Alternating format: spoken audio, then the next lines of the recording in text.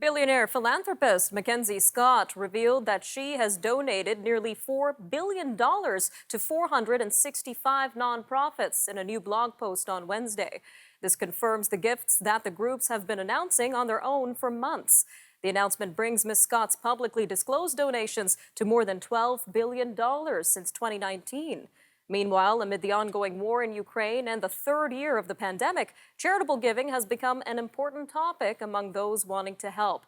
Joining us now to give us an idea of how investors can give back during these stressful times is Brendan Caldwell, director of Caldwell Securities Ltd. Brendan, welcome back to Forum Daily.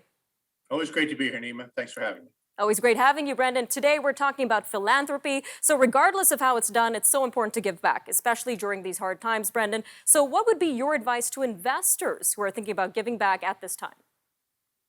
I think much like accumulating wealth, one should look to be giving away not just at this time, but at all times.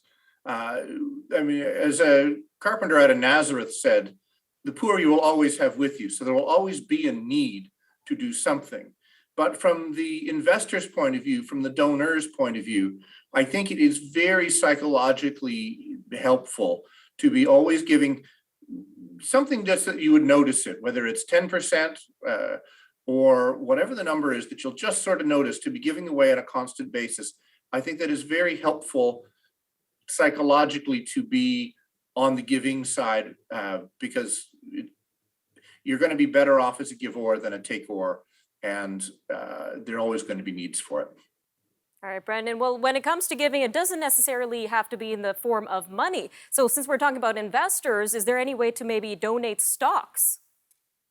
Oh, yes, particularly in Canada. I think the Mackenzie Scott example is very much south of the border.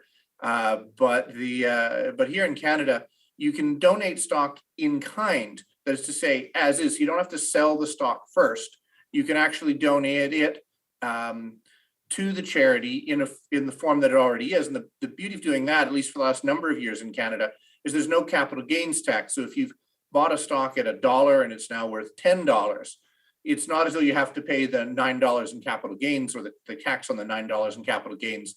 Rather, you can make the full $10 donation, get a tax receipt for the full $10, and have no capital gains tax on the gains. So it's been a very good way to fund up charities and encourage people to give. So it's been a nice rule change. It's been quite a few years that it's been that way, but it's well worth doing for investors. Mutual funds apply the same way.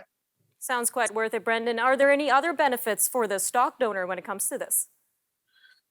Well, again, I think as I was stumbling along and saying earlier, was that if you're constantly in the mode of giving, it allows one to think more expansively. If one holds on to everything tight, the thing tends to slip through one's fingers.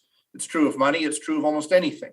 So if you're willing to be a bit expansive and find ways to match up where your heart is, where your conscience leads you, with the actual financial contribution, and it can be also in terms of time and expertise. But again, as that same carpenter out of Nazareth said, where your treasure is, there will your heart be also. So if you're giving money to something, you're going to be supportive of it. And if you're helping people, that does wonders for one's own sense of well-being. All right, Brendan. Well, we know you would love to speak to charities about increasing donations through stock donations. So how can charities go about doing that? What would you say to them? Well, it's not, first off, I think you have to make your donors aware of that if you're a charity. And then work with a securities firm to set up an account. And many securities firms like ours will either do the stock donation and liquidation on a deeply discounted basis, or in our case, we will do it for charities for no cost. So if a charity wants to take in-kind donations, they need to let their donors know about that. And then if they want to make a donation, the securities firm can coordinate with the donor's brokerage account and make all that happen. It's just paperwork that we can look after. All right, Brendan, a quick 30 seconds left here, but any last messages for our investment viewers looking to give back today? I think one needs to follow one's heart and think about consciously, not just when you're dead, and people write these things in one's will, in their wills, and that's a good thing to do. And if you're going to put a charity in your will, it's really good to let the charity know that they actually plan around these sort of things, but to be doing it on a constant basis, because if you are in the mode of giving, it makes one feel good about oneself. Because if you know that you're in a position to help other people, it really just helps. Well, particularly in these times where everybody has felt isolated and alone, giving money away, it makes one feel connected. And I think in the last 2 years, if nothing else, we all need to feel more connected. Some very moving words, Brendan. Thank you again for joining us today on Forum Daily. Thank you, Nima, very much. We'll be right back.